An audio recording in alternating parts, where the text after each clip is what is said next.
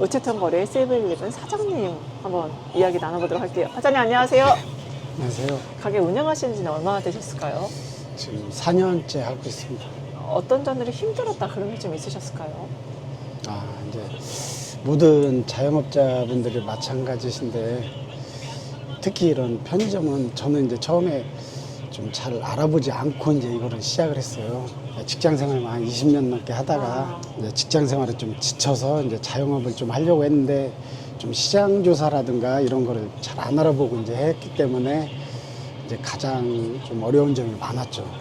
그 중에 가장 어려운 게 지금 이제 경기가 안 좋다 보니까 이제 사람들 소비 심리가 위축되다 보니까 좀 많이 찾지를 않아요. 그리고 와도 한 10명 중에 20%, 30%는 그냥 나가는 경우가 많고. 근데 이제 요 근래 가장 좀 제가 심각하게 느낀 게 정부에서 이제 진행하는 소상공인들 지원을 해줬었어요. 그게 이제 금액은 크지 않은데 몇십만 원 정도인데 기준이 매출액이 1억 2천이 넘어가는 매장은 지원을 안 해준다.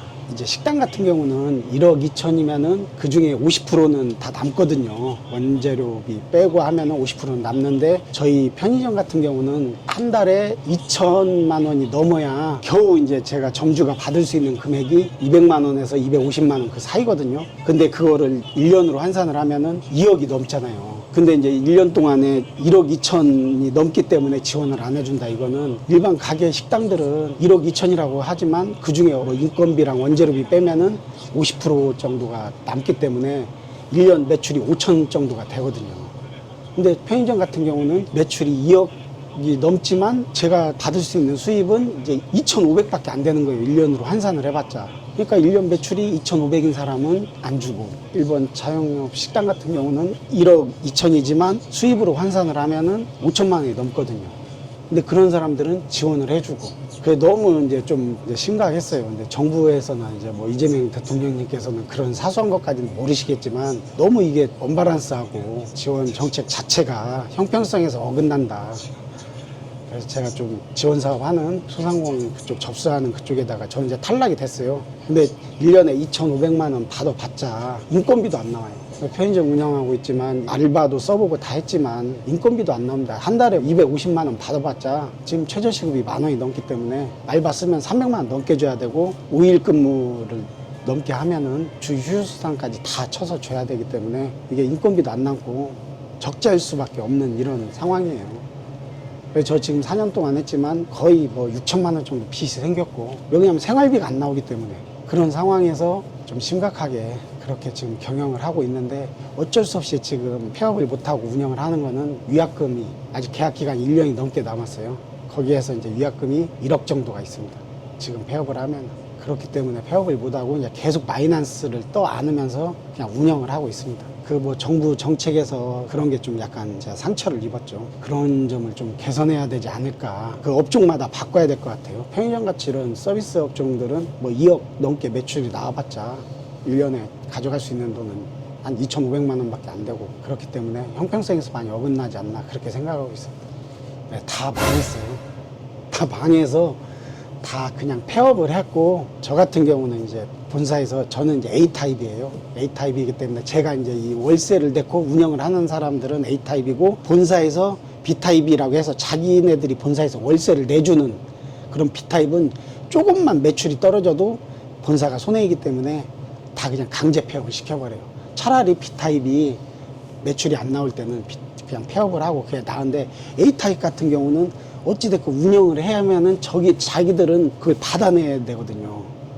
그러니까 이제 점주들은, A타입 점주들은 매출이 안 나와도 어떻게 폐업도 못하고 그냥 계속 마이너스인 상태로 그냥 그 계약 기간 5년을 채워야만 되는 그런 상황입니다. 정부에서 제가 좀 전에 말씀드렸던 그런 지원금 같은 거는 이제 업종마다 약간 차별을 둬서 그렇게 좀 정책을 이루었으면 하고, 그것 말고는 정부에서 뭐 이런 것까지 다 신경 쓸 수는 없다고 저는 생각을 해요. 그리고 이제 여기 본사에서 이런 A타입 같은 이런 어려운 이런 데는 빨리 좀 정리를 하게끔 그렇게 해야지. 안 그러면 지원을 해주던가 그렇게 해야지. 계속 이렇게 운영을 한다는 것은 어찌됐건. 건너편은 사람이 있는 편이거든요. 이게 네. 왜 여기는 이렇게 사람이 없는 걸까요?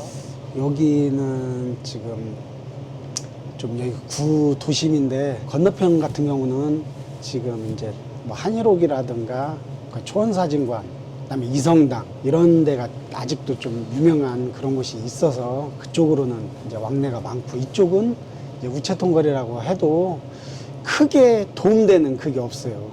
그래서 제가 예전에 이제 여기서 운영을 하다가 한 2년쯤 돼서 너무 이제 마이너스가 크다 보니까 제가 새벽에 군산시청에다가 홈페이지에다가 제가 올린 글이 하나 있거든요.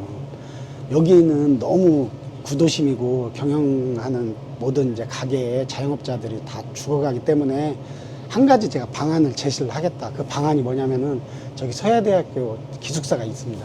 근데 저희가 흉물처럼 저렇게 돼 있는데, 여기 이제 저희한테 저 여기 가게에 있으면은 오는 손님들이 하는 말이 군산에 많이 놀러 오고 싶은데 게스트하우스가 부족하다는 거예요.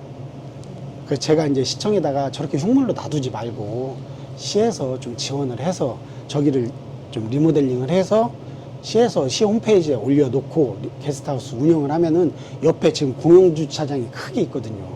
이게 주차란도 걱정을 안 해도 되고 얼마든지 이용을 하면은 사람들이 이쪽 거리도 살 수 있고, 저렇게 이제 흉물로 놔둘 필요가 없고, 제가 볼 때는 물론 뭐 자금이 필요하지만 큰 돈은 안 들어갈 거라고 저는 생각을 하거든요. 저기만 만약에 게스트하우스로 시에서 운영을 한다면은 이 거리는 아마 살 수 있을 것 같습니다. 근데 물론 이제 시 예산에서도 문제가 있겠지만 저 항목은 아마 시 예산이 없을 거예요. 그러니까 다른 데서 이렇게 빼서 충당을 해야 되니까 시에서 힘들겠지만, 제가 그 홈페이지에 2번이나 올렸는데 그냥 연락도 없고 그냥 무시당한 것 같더라고요. 그게 좀 아쉽습니다. 제가 생각했을 때는 좀 이런 어려운 상황을 좀 잘 알 수 있는 변호사님 같은 분이 진행을 한다면은 얼마든지 개선이 될 수 있는 부분이라고 저는 생각을 하고 있습니다. 어찌됐건 이런 상황을 먼저 인지를 하고 아실 수 있는 분들이 진행을 해야지, 아무렇게 뭐 몸소 느끼지 못하는 사람들은 아무리 그런 정책을 한다고 해도 이루어질 수 없다고 저는 생각을 하기 때문에 변호사님을 믿고 있습니다. 그러니까 문제점이 너무 많죠. 특히 그 중에서 주차장이 우선 없었고, 우체통거리에서 관광을 하고 싶으면 체류할 곳이 필요한데 체류 공간도 없었고요. 그리고 무엇보다 차가 너무 많아요. 그러니까 안전하게 보행할 수 있는 보행 통로가 보장되어 있지 않다. 그런 것들이 문제라고 생각합니다. 그렇기 때문에 그거에 대한 해결책은 문제점을 해결하는 거죠. 적어도 주말, 토요일과 일요일은 차 없는 보행거리로서 모든 도로를 통제하고 확보를 하는 거, 그리고 가장 주차난이 심하니까 주차 공간, 공영주차장을 만드는 거, 지금 방치되어 있는 군산초등학교나 서해기숙사를 하나의 유스호스텔이나 아니 숙소로 만들어서 사람들이 체류할 수 있는 공간을 만들고 상권을 활성화시키는 대책들이 정말 필요하다라고 느꼈습니다. 지금까지 군산의 전수미였습니다. 군산은 전수입니다. 감사합니다.